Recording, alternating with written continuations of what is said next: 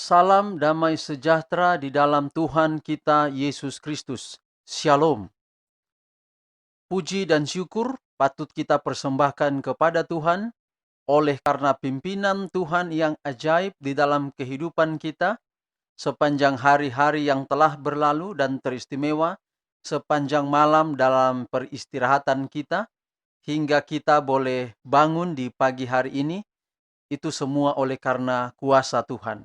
Kita boleh panjatkan pujian kepada Tuhan, haleluya kepada Tuhan, oleh karena lindungan Tuhan yang ajaib dalam kehidupan kita. Maka tidak ada alasan untuk kita tidak bersyukur kepada Tuhan. Itulah sebabnya walau saudara-saudara mendengarkan audio renungan pagi ini, tetapi mari kita bergabung di dalam ibadah kita di pagi hari ini, di dalam mendengarkan firman Tuhan, dan juga kita akan dahului dengan puji-pujian kepada Tuhan. Saudara-saudara yang kekasih, sebelum kita memulaikan ibadah kita, biarlah kiranya kita akan memuji Tuhan dari lagu Sion nomor 37, lagu Sion nomor 37 dengan judul Waktu Pagi. Waktu Pagi, lagu Sion nomor 37, kita akan nyanyikan bait pertama dan bait kedua. Bait pertama dan bait kedua. Waktu pagi, ya Tuhanku.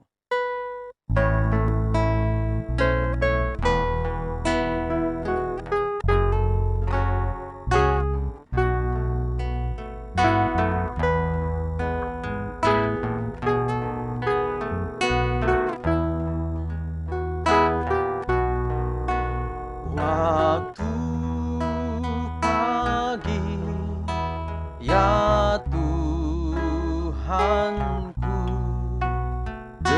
dengarlah suaraku,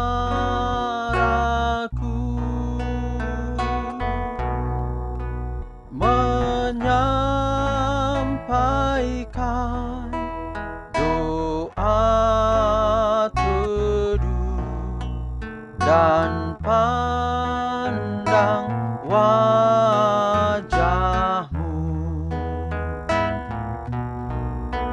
kehadiranmu ya Allah, Yesus Kristus lanai,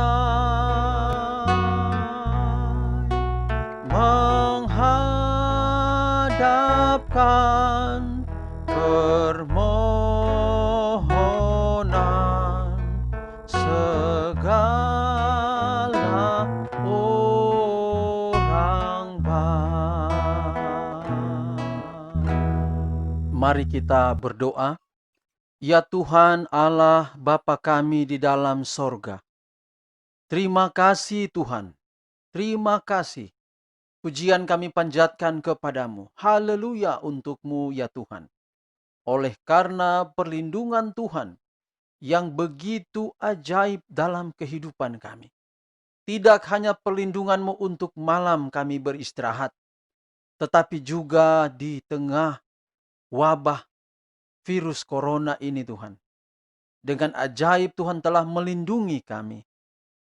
Sebagai hamba Tuhan, saya percaya bahwa setiap pendengar yang mendengarkan renungan pagi ini dalam ibadah pagi ini Tuhan, telah diproteksi oleh tangan Tuhan yang ajaib. Kami boleh tidak terkena virus corona, bukan karena kepintaran kami, bukan oleh karena kelincahan kami menghindari virus itu, tetapi hamba-Mu percaya, hanya oleh karena tangan Tuhan yang ajaib, yang telah melindungi kami, sehingga hingga detik ini, kami masih terhindar dari wabah virus yang mematikan ini. Itulah sebabnya Tuhan kembali lagi di pagi hari ini. Kami mau melakukan semua aktivitas kami, tapi kami mau mendasari hidup kami dengan datang kepadamu melalui ibadah pagi, renungan pagi ini Tuhan. Biarlah kiranya Roh Kudus-Mu menguasai kami. Sebentar lagi kami akan mendengarkan firman Tuhan. Biarlah pekabaran firman Tuhan ini boleh mengubah hidup kami, boleh menuntun kami, untuk kami tetap setia untuk kami tetap berjalan di dalam jalan-jalan Tuhan. Dan biarlah kami didapati setia pada waktu Engkau datang, pada kali kedua atau pada peristiwa Maranatha. Kami sudah dengar lama tentang Yesus segera datang. Tetapi wabah corona ini adalah pengumuman surga. Surga mengumumkan kepada dunia bahwa Yesus benar akan segera datang. Kami rindu Tuhan untuk melihat Engkau di awan-awan, menjemput kami ke negeri yang telah Tuhan sediakan bagi kami. Sekali lagi Tuhan, sediakanlah tanah hati kami ini untuk pekabaran firman Tuhan yang hendak kami dengarkan. Inilah doa kami ya Bapa, terpujilah nama Tuhan. Kami sambut firman Tuhan di pagi ini, dalam nama Yesus Tuhan dan Juru Selamat kami. Amin. Renungan harian kita di pagi hari ini dengan judul Membangun Tabiat. Membangun Tabiat. Ayat inti kita terdapat di dalam Roma 8 ayat 1. Demikianlah sekarang tidak ada penghukuman bagi mereka yang ada di dalam Kristus Yesus. Sekali lagi, demikianlah sekarang tidak ada penghukuman bagi mereka yang ada di dalam Kristus Yesus. Roma 8 ayat 1. Mari kita ikuti keterangan dari buku Seri Membina Keluarga jilid 3 halaman 209 dan 210. Pendidikan yang benar tidak mengabaikan pengetahuan yang bersifat ilmiah atau pengetahuan kesusastraan, tetapi di atas informasi mempunyai kuasa yang bernilai. Di atas kuasa adalah kebajikan, di atas pencapaian intelektual adalah tabiat. Dunia ini tidak begitu memerlukan orang-orang pandai lebih daripada orang yang mempunyai tabiat yang agung. Pendidikan memerlukan orang yang kesanggupannya dikendalikan oleh prinsip yang teguh. Hikmat adalah hal yang utama. Perolehlah hikmat. Lidah orang bijak mengeluarkan pengetahuan. Amsal 4 ayat 7, 15 ayat 2. Pendidikan yang benar mengajarkan kebijaksanaan ini. Pendidikan yang benar mengajarkan penggunaan yang terbaik. Bukan hanya satu, melainkan segala kuasa dan kecakapan. Dengan demikian, pendidikan yang benar mencakup segenap lingkaran kewajiban kepada diri kita sendiri, kepada dunia, dan kepada Allah. Pembangunan tabiat adalah tugas terpenting yang pernah dipercayakan kepada manusia, dan belum pernah sebelumnya hal itu dipelajari, lebih penting daripada sekarang ini. Belum pernah ada generasi manusia sebelumnya yang menghadapi masalah yang begitu penting. Belum pernah sebelumnya anak-anak muda, pria dan wanita menghadapi bahaya yang begitu besar daripada yang mereka hadapi sekarang ini. Pada masa ini, apakah kecenderungan pendidikan yang diberikan? Kepada motif apakah penarikan paling sering dilakukan? Jawabnya, kepada kepentingan diri sendiri. Banyak pendidikan yang diberikan bertentangan dengan nama yang sebenarnya. Dalam pendidikan yang benar, cita-cita yang mementingkan diri sendiri, ketamakan untuk mendapatkan kuasa, tidak menghargai hak-hak dan kebutuhan manusia. Itulah kutuk bagi dunia kita yang menjadi kontra pengaruh. Allah mempunyai rencana hidup bagi setiap orang. Masing-masing harus meningkatkan talentanya dengan sebaik-baiknya dan setia melakukannya. Apakah karunia itu sedikit atau banyak? Haruslah menjadi kemuliaan. Dalam rencana Allah, tidak ada tempat bagi persaingan yang mementingkan diri sendiri. Mereka yang mengukur dirinya sendiri dengan ukuran mereka sendiri dan membandingkan dirinya dengan diri mereka sendiri, alangkah bodohnya mereka. 2 Korintus 10 ayat 12. Apa saja yang kita lakukan, baiklah kita lakukan dengan kekuatan yang dianugerahkan Allah. 1 Petrus 4 ayat 11. Hendaklah melakukan dengan segenap hatimu seperti untuk Tuhan dan bukan untuk manusia. kamu tahu bahwa dari Tuhanlah kamu akan menerima bagian yang ditentukan bagimu sebagai upah. Kristus adalah Tuhan dan kamulah hambanya. Kolose 3 ayat 23 dan 24. Alangkah mulianya pelayanan yang dilakukan dan pendidikan yang diperoleh untuk melaksanakan prinsip ini. Tetapi betapa berbedanya dengan pendidikan yang diberikan sekarang ini.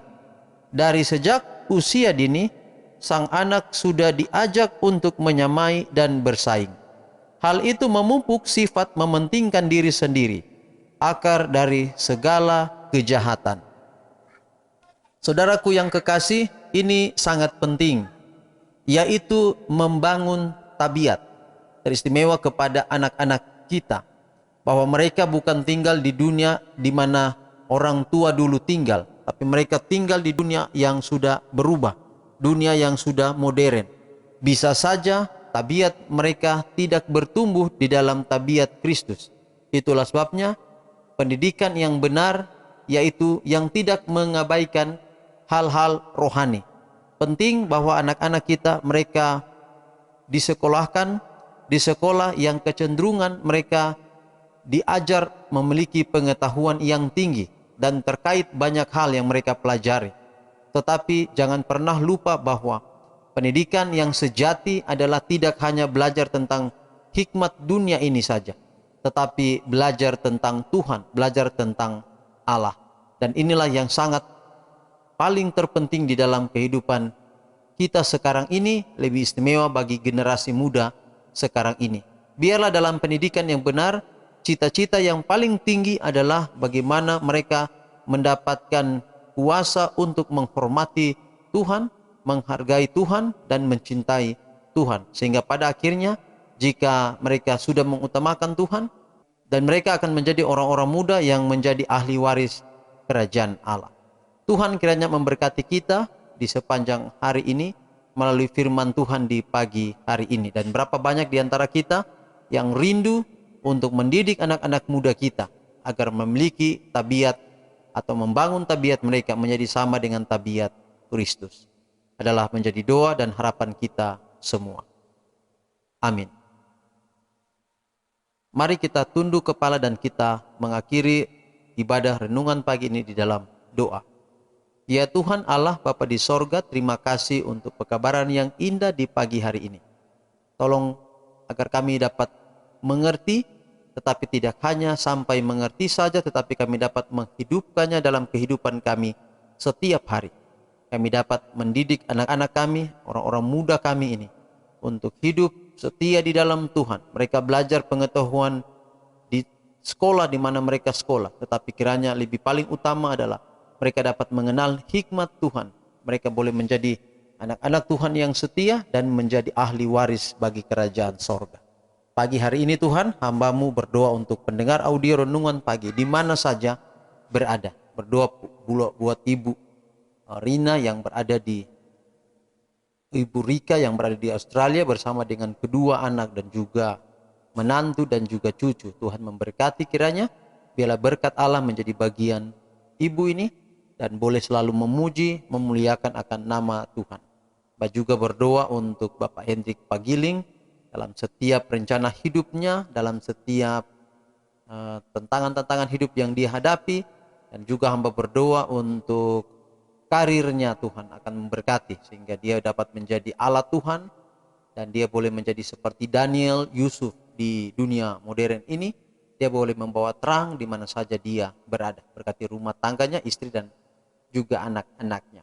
Hamba juga berdoa untuk pendengar audio yang lain dalam setiap keterbatasan, dalam setiap kekurangan, dalam setiap segi kehidupan. Tuhan akan turut campur tangan dan Tuhan akan selalu. Bapa di surga, inilah doa kami di pagi hari ini. Terpujilah nama Tuhan, dalam nama Yesus kami berdoa. Amin.